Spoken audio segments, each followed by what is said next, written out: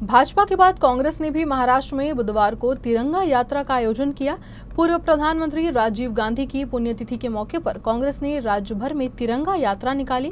नागपुर में कांग्रेस विधायकों के नेतृत्व में निकाली गई तिरंगा यात्रा में बड़ी संख्या में कांग्रेस कार्यकर्ता शामिल हुए।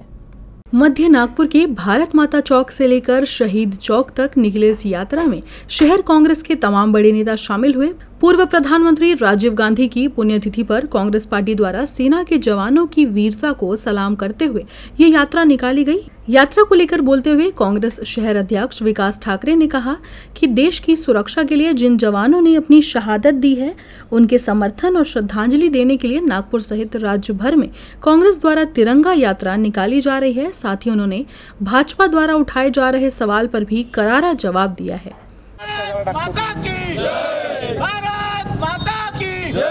सैनिकों का ये बलिदान याद करेगा हिंदुस्तान, सैनिकों का ये बलिदान याद करेगा हिंदुस्तान।